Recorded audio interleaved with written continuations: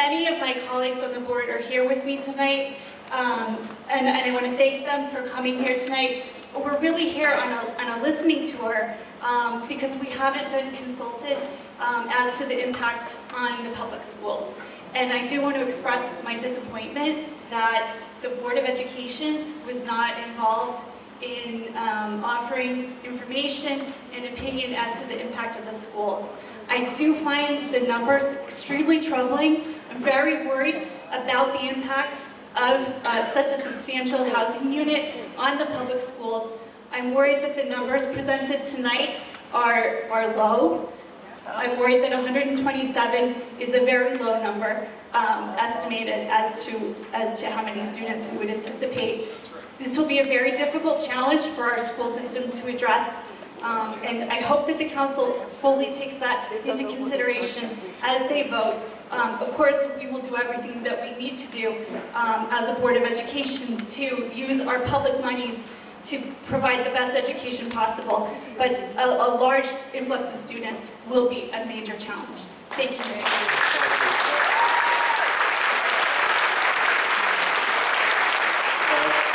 I now realize that I wasn't the only person who wasn't consulted. It was also the school board president. So thank you, folks. Anybody else wishing to be heard? Yes, sir.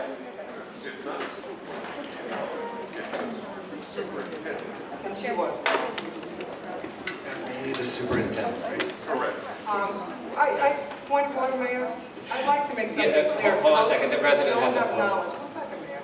For those who don't have knowledge, and Mrs. Joffrey, what happens in the litigation is that the courts, and I don't agree with this, but the courts do not take into account the impact on our school systems. I fought this. I had many discussions, and believe me, I totally disagree with that. But the reality is, they don't care. And when you go to court, you can't even bring it up. It's a non-issue. Of course, that is the main concern. That was the main concern on the committee. Let's hear from the resident, please. Sir, the Mayor, floor is when yours. I'm Name saying and something address. you want to hear, you just cut people off. No, Don't do that. It's disrespectful. I asked you before if you had anything to say, and you didn't. Now all of a sudden, we have the resident speaking, and you want to speak. I'm answering her concern. My name is Ralph Nachman. I've lived here for over 50 years, and I live on Floyd Street.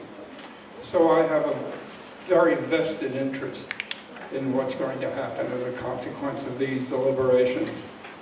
I appreciate the clarity of the experts, and it certainly has helped me understand what the polar views are. My specific question to you, Mr. Mayor, is if we follow your thinking and your plans, what exactly do you want to do? What will be the impact on this community?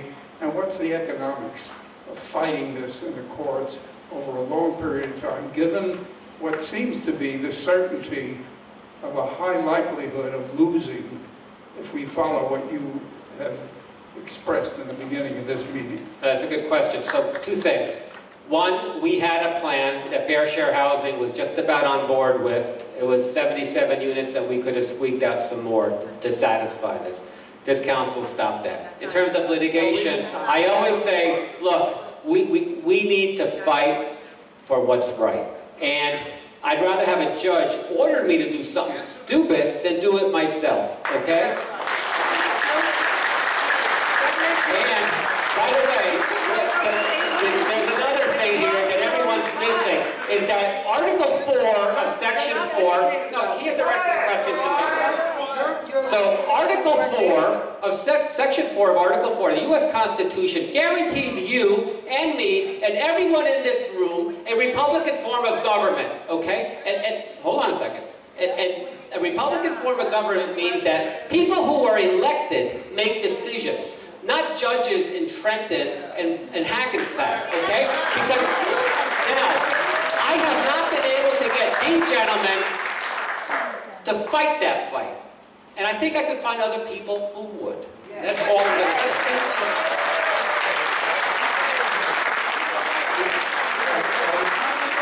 Aside from your passion, I'd like to know from some consideration of expertise that we've heard, what's the projected economic impact of fighting this, and how long would it take? Well, I think the speaker that came up second, Mr. Kalajian, made it very clear.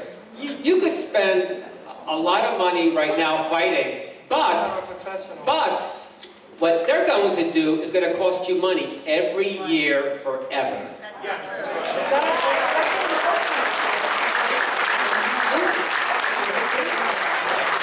trying to minimize the impact. Respond to that last one. Okay. Can you hear me? Okay. Oh, we brought in another law firm.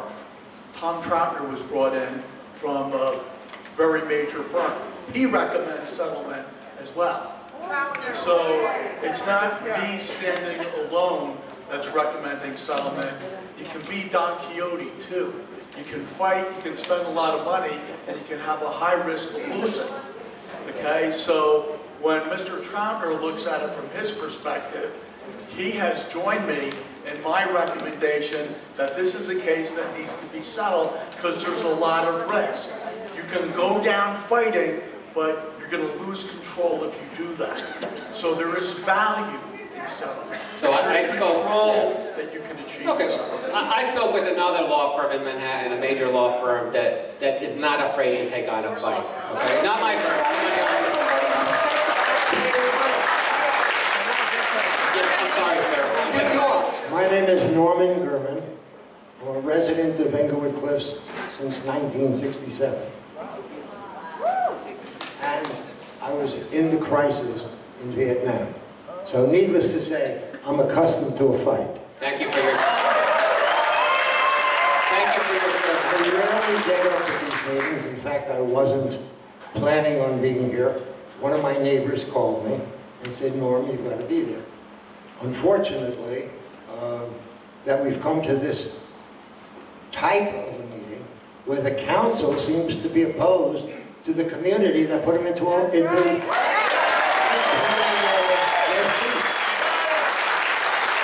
I don't know how other communities function, but as far as I'm concerned, I would like to know a cost, which I haven't heard from anybody. I heard it's going to be a lot of money. I'd like to know an approximate cost of litigating this in court. I can answer that. Please. Wait. Let me hear from the council who told me it's going to be a lot of money. Mr. Sereni, would you like to answer that?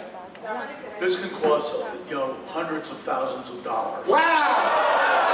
Holy! My God! Hundreds of thousands of dollars. It's going to cost this town millions. What's the matter with you? We just determined that it's going to be roughly $6,500 a kid to come in. Let me finish. Go ahead. Let me finish. You've talked a lot. I'm a resident, I pay taxes. My point to you is very simple. We said before there'd be approximately 130 kids coming into the school. 130 kids bring in a revenue of roughly $6,500 a kid. Englewood education system is $13,000 or $14,000 a kid. That means we're going to have to make up the difference. No, that's not. Where the heck does that number come as comparison to all the experts? I don't understand this. A man comes into the community, buys a piece of property, says it's going to be residential, all of a sudden decides that he's going to put in residential housing, of which a segment of it will be low income or middle income or whatever it is, affordable housing, and we take this on the chin. I don't know Alpine, which has 2-acre zoning, Tenafly, what they wanted to do was that they wanted to put up single housing. They turned around and they turned it into green acres. Why is this community all of a sudden lost its gumption to fight what it believes in? I do believe that every community that needs affordable housing should have it. But I also know that if people want to give charity, as this gentleman just said, they should write a check.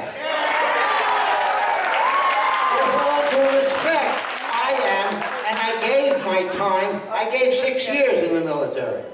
All right? That gives me the right to make these declarations. Now, we live in a community. You have not answered one thing other than it's going to be, you just said, a couple $100 grand. A couple $100 grand is crap. It's meaningless. Stop. Don't throw your numbers around. He just said a couple, he's the expert. You're not the expert. So let me hear you give me a reasonable understanding while this council, who was elected in our community at the last election, turned around and decided that we can afford 3 to 4 to 5 to 600 new people in this community, which will amount to millions of dollars. Why is it that all of a sudden, as I won't use the language. I'm polite. Please answer me. Okay. I think some perspective is necessary. I'm looking. Number one, we do not have one affordable unit in this town. I said 77 Let me finish. There are Stop taking roughly it. 60. I'm here longer than you. There- Please respect. there- I'm here longer than you, so You met him? You were born here. Mr. Wunsch, sit down. Forgive me. I'm sorry. I get a little carried away when I hear a lot of crap. There are approximately 60 municipalities that have filed declaratory judgment actions to control their own destiny and present their own plan. Out of that number, I think there's 43, 48 that have settled. Almost all of the remaining are in some process of settling. So virtually all the municipalities in Bergen County, if they haven't settled, are well along the way to settlement. Okay? Now, the other question I have for you on a legal point is we just fought one of the major companies in the world on giving them 3 floors less than they wanted. And guess what? We won. Now, how the hell are they able to fight them? And we can't fight some builder over here who's lying through his teeth. I don't understand you people. This is a community of residents. These are people, this is what they used to call commuters, that probably most of us work in the city. I don't work. All right. But that's not the issue. The point is, why are you choosing to lay down in a situation where you know that if you fought it, you would be able to get a better deal than what you got? Yes. You could also ask the judge, what do they call it? Recuse herself? Everybody recuses themselves. If she's such a phony, get another judge. Mr. Gorman, thank you for your service in the military. Thank you for coming. I used to be on the Board of Justice with the original Mayor Parisi. So I know a little bit about town ordinance, even though I'm not in this business. Please I can continue. tell you that when an expert such as myself looks at a case and assesses the risk, they come to the conclusions, whatever conclusions they've come to. It is in my self-interest to litigate this from here till the cows come home. Maybe you're not the right lawyer. I've made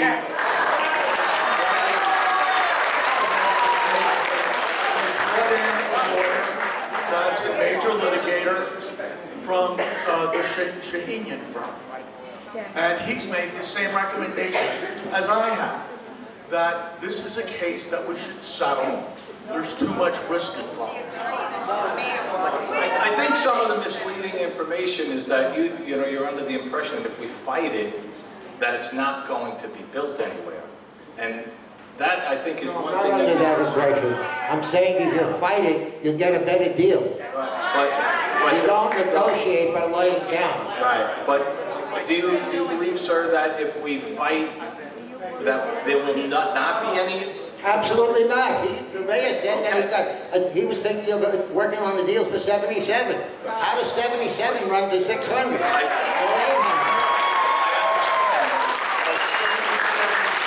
doesn't meet our obligation.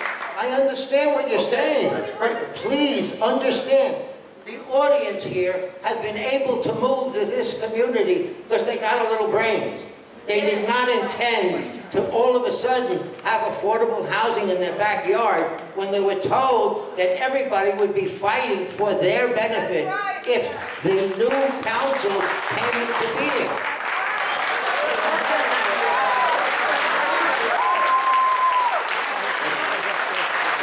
I'm going to run for office.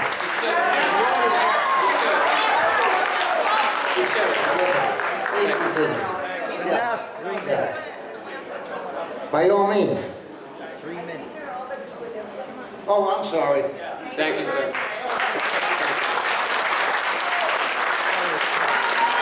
Folks, there's chairs up there.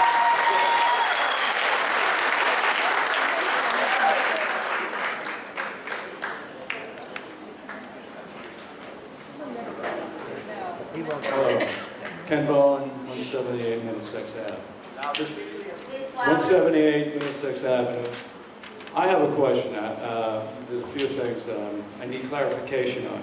We're between a rock and a hard place. We're mandated, from what I'm hearing, to have, to more or less appease the number of units, fair housing. If we went ahead, I'm not trying to be presumptuous, throwing something out there. If we went ahead, we still have the litigation. The other question, and just to start, to show the courts that we're going in the right direction for fair housing, along with the numbers that we can project on our own, so to speak, the money-wise. Then, my other question, Counselor, is, I'm not sure I understood the first question. my statement, if the town took it upon, you said this, Terrace Place? Hudson Terrace. Hudson. If we went ahead and broke ground for fair housing to appease or meet that number, according to what the restrictions are within the state, Mount Laurel and so on. My other question to you, Councilor, Normandy has purchased the Liberty facility. 800. Yes. The old Lipton Tea Building. That's how I know it. Yes. I worked there at 1960, so. But the point is, we're still going to have litigation, right? We're going to appease, we're going to meet the requirements that have long been overdue if the town, if we go according to the numbers that you had suggested. Correct? I'm just throwing it out there. It's feasible. So we went in the right direction, having seen that nothing was built here since 1976. We took control of the property, we bought a building on Hudson Terrace, we had plans, we presented plans, everything seemed to be going really quite in the right direction. The same experts, because experts are experts, right? They do what people tell them to do, right? So last year it was fine. This year all of a sudden it's not fine and we're all surrendering. I'm not sure what happened. If we took a consensus of the town,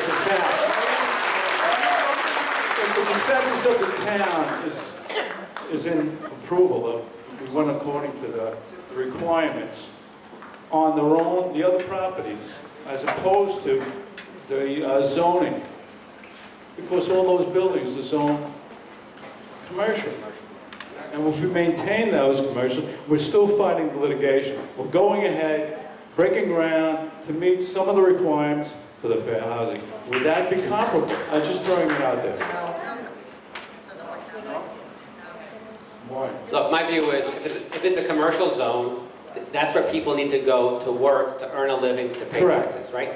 You can't take a commercial property and all of a sudden decide because there's fair share housing and there's a developer planning. No, maybe I didn't make that clear. I'm saying maintain 800 Sylvan as a commercial. Right. Not residential. Of course. No. You're in lieu of the Hudson Terrace if you build houses on there. That's what we want to do. If we went ahead and did it. If the town, the consensus of the people here. Well, we I don't know if... Maybe I'm wrong. Look, I think it's certainly a step in the right direction, and that's what we wanted to do. Keep 800 Sylvan commercial and build, build on Hudson Terrace, and then do overlay zones. The sisters wanted to build a couple things. I met with the sisters. They actually want to build units there on their own dime. We have an area that's commercially zoned, 800. Now, again, we maintain that. That's all I'm asking. I agree. We maintain that and build something other way. If, maybe, listen, you're the attorney, I don't know the laws, but I'm just throwing something out there. Okay, let me try to clarify something. We have a quota, if you will, 584. We've argued, we've submitted an aggressive plan that says we're entitled to adjust that number down to 77. Here's how we're going to do that.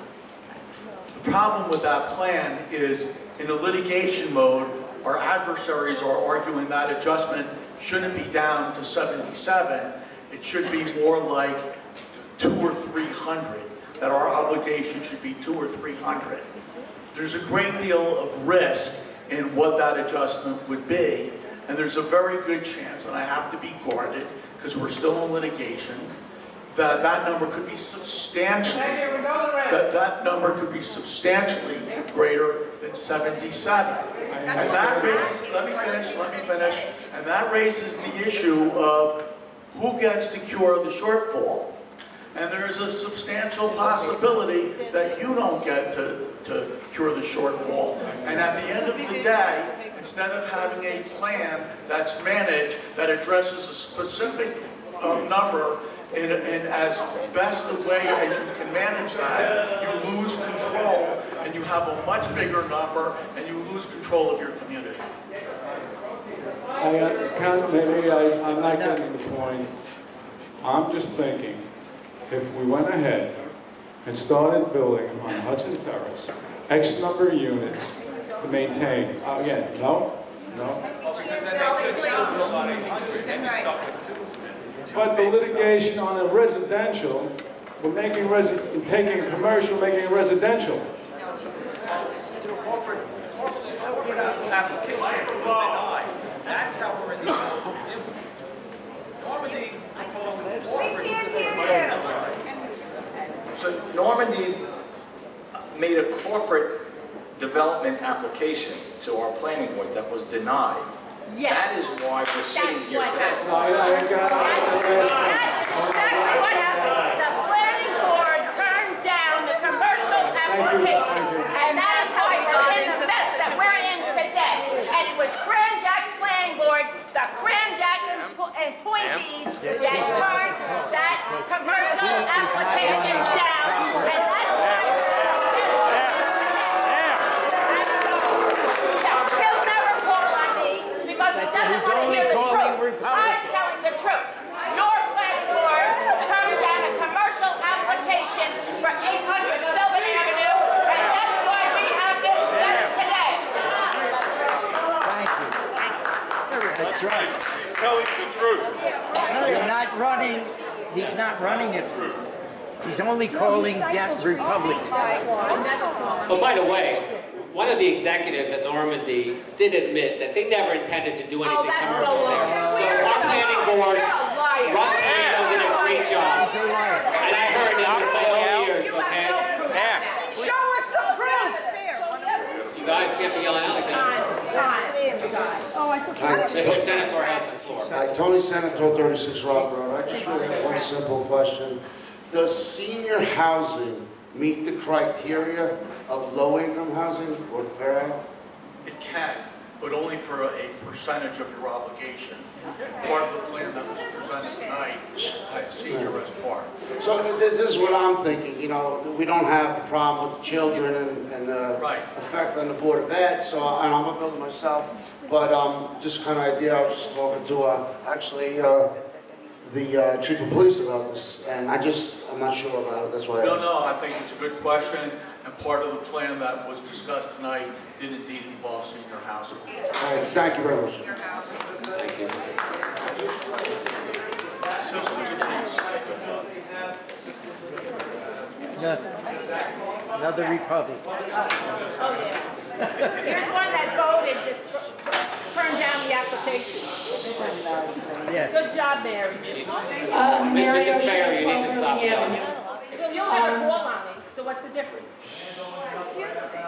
Mr. Mistretta and Mr. Serenian and Mr. Wunsch, before the meeting, I told you I was very disappointed in the three of you, and I really am. I have met with Mr. Mistretta and Mr. Serenian, and I've listened to you on more than one occasion. Apparently free speech is not. And you had proposed two plans before this evening. One plan, the first plan, was for 40 units on the Hudson Terrace property with the Dower building in the parking lot, the Lions Club, and the tennis court. The second plan was the 57 units with the 20% bonus, the 20-unit bonus, which raised objections from some of the community because of the relocation of the police department. But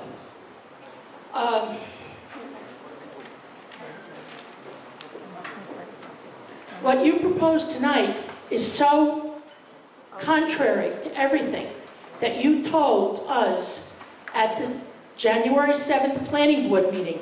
You totally switched gears, okay, when this new council and Mrs. Tabari got on the council, okay? You totally switched gears. You always said we were complying, we were going to hit the sweet spot with the town and with the court. The first was 40 units, the second was 57. Additional overlay zones and other areas identified for affordable housing. Each of these proposed plans were not, under your words, set in stone. As you said, they have said on January 7th. They were preliminary plans that needed to be done before the January court date. That plan needed to be approved by the planning board, which it was on the 7th, and then by the mayor and council, which it was on the 24th. So please tell me why you changed directions after January 24th. With upward of 40 total units constructed at 800 Sylvan, our schools will not be able to accommodate extra children resulting from this development. Schools and children continued in perpetuity to continue to cost and increase in cost over the years. And two of the things that has always made Englewood Cliffs a desirable community. Number one, good schools, always good schools. Number two, low taxes. And you just blew those two things right out the window with your plan. Mrs. Tabari and Mrs. Geiger were both present at the January 7th meeting and expressed the idea that we should build an 800 Sylvan by the developer and not spend our money. But we have already used COA funds to purchase the Dower building and the parking lot on Clendenning Place for 100% affordable housing. That purchase was approved by the mayor and council in 2018. Ellen Park, Ed Aversa, and Gloria O were on the council. They voted for it. That was over $1 million in COA funds.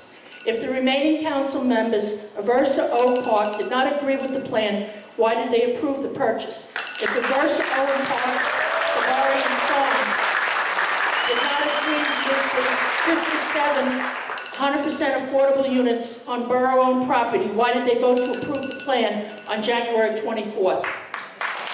I'm very disturbed that after January 7th presentation to the planning board, you commented about working with the planning board.